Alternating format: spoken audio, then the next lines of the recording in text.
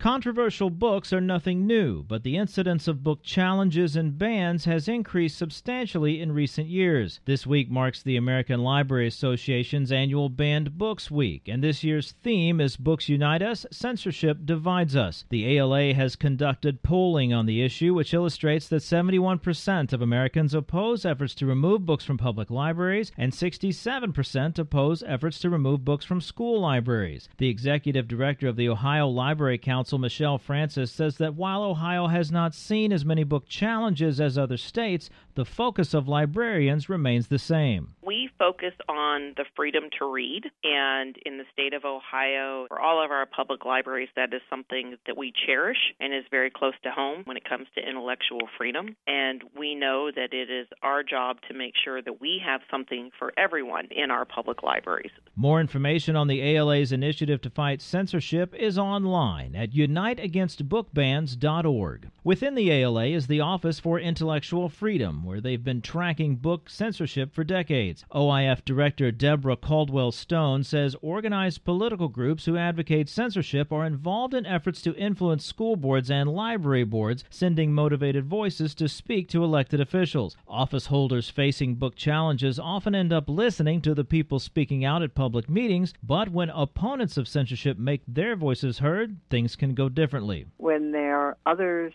in the room speaking out against censorship, speaking out in favor of having a wide variety of books available for young people to read, for the community to read, then we often see efforts to remove books fail. Caldwell-Stone says writing an email to the library board or sending a letter with another supporter to be read at a meeting may also give busy people a way to make their voices heard. Over her career, Caldwell-Stone has seen the kinds of books that are challenged expand. She says books that contain profanity or coming-of-age stories with accounts of first sexual experiences have often been challenged, but in recent years, challenges have taken on additional political dimensions. When you look at the books that are challenged, you're seeing books that have no sexual content at all, but advance different narratives around our history with racism or the lives and experiences of LGBTQIA persons. The ALA estimates between 82 and 97% of book challenges go unreported. This story was produced in association with Media in the Public Interest and funded in part by the George Gunn Foundation. For Ohio News Connection, I'm Brett Pivito. Find our 8 trust indicators to support transparency and accuracy at publicnewsservice.org. Hi, I'm Jennifer Mooney.